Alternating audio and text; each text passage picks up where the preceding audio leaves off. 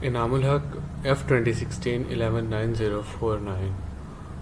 I took this course because I think myths are initiators of any literature. Any literature start from stories, fairy tales, myths type, and these are the type of literature about whom there is no specific name attached to which it means that the specific origin is not there about the history and anything.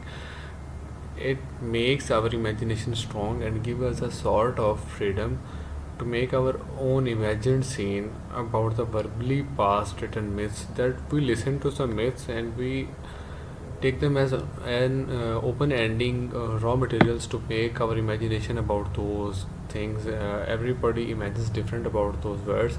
It makes us room for the routine sorted work to a world of imagination and world of dreams. The myth of Jheel Saiful Muluk. I think myth is when some sort of unsorted story is told with starting off. It is stated that, or in Urdu, कहा जाता है, is a myth. It is deeply associated with symbolism and mostly its origin is not known. Coming to my selected myth of Lake Saiful Muluk. So, there's a short introduction of this myth. It's about a prince, Saiful Muluk, 100 years back, who fell in love with fairies who came. It is said that the fairies used to come on that lake, which was not named as Saiful Muluk until that time. Once Saiful Muluk prince saw one of the fairy and stole her clothes and did not return until the queen of those fairies married to him. He then faced the tragedy of losing her by the force of demon evil. And there are two types of myths attached to it. That the first is that the prince still comes on the lake every full moon, longing for the reunite with his wife, fairy. And second is that he fought with the demons and got her fairy back. And I chose this myth.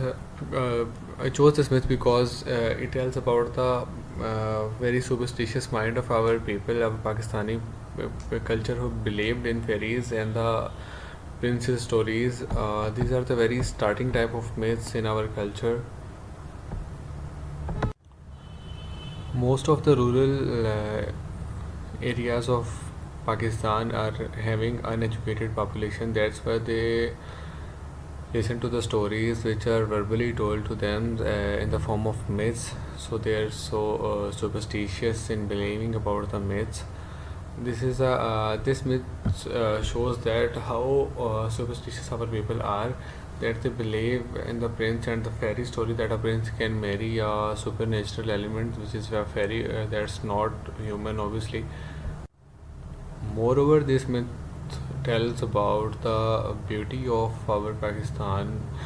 Our country have obviously a lot of beauty in sense of geographical boundaries, those lakes, mountains, and northern areas, and it promotes our culture too.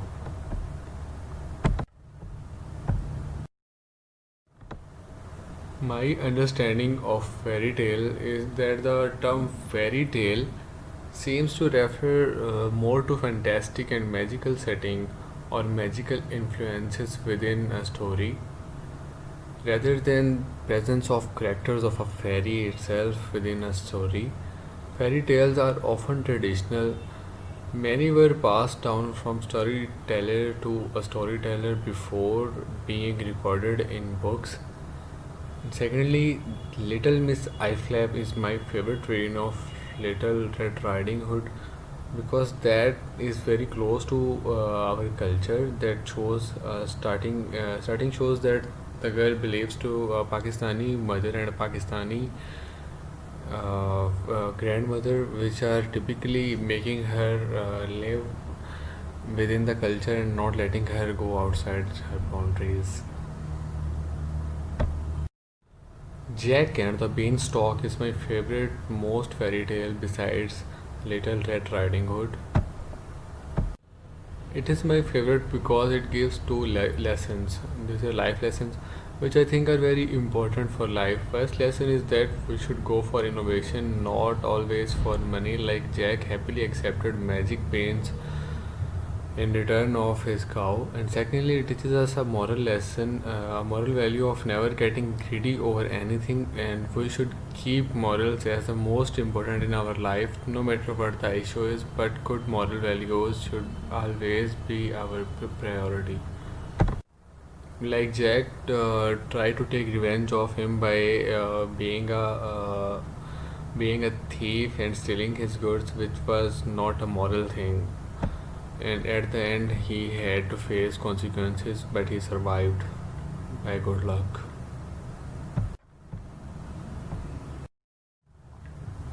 My experience of Little Red Riding Hood is I wrote it in the current scenario as COVID 19 was the talk of every minute by everyone. So I related my story to the situation. I related this in my story. I mentioned problems in the initiated COVID 19 from Pakistan, the Afghan border, etc. And I was working on the idea of making my story a lesson too. So I made a story which was a try to make my readers serious about the coronavirus, and I kept the name of my villain, Mr. Toshi, and I think it's a Chinese name as the COVID 19 started from China, Wuhan city.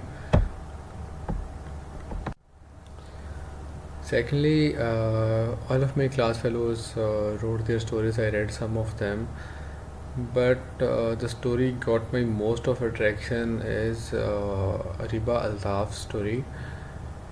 I read one of my classmates' story first. At first, Riba Altaf's story that took so gothic, interesting that I couldn't took a break from reading it completely at once. It was so catchy.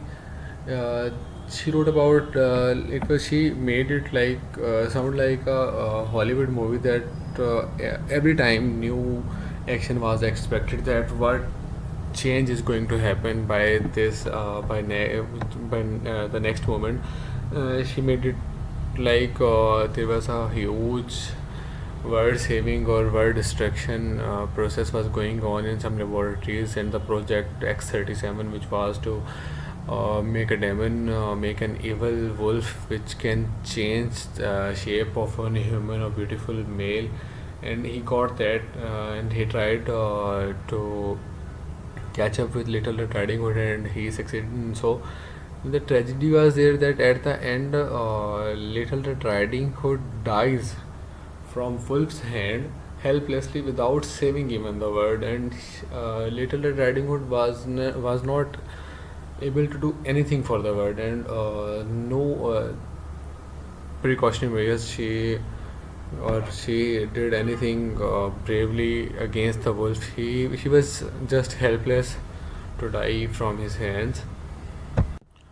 The ending was a bit depressing, as I am sort of like to read stories with happy endings. I didn't watch any horror movie throughout my life, so it looked a bit horror story to me.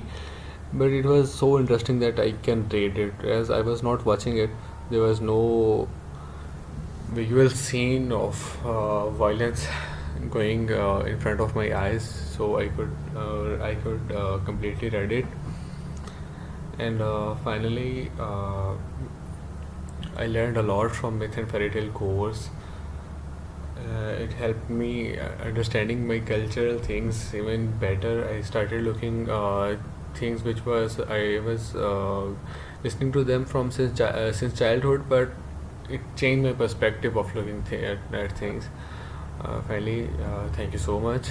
Allah Hafiz.